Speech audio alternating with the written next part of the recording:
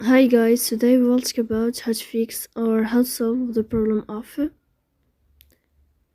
permissions on the application of DoorDash. You click on settings. In this page you can click on apps, default apps, app settings. On above you can search about DoorDash and you will enter. Then you can click on first stop and you can click OK. After that you'll enter to the window of storage. Here you can click clear cache. Don't click clear data because that can cause you errors or can delete your account. In the end you can turn off your phone and you can wait a moment to turn on your phone again to fix that problem.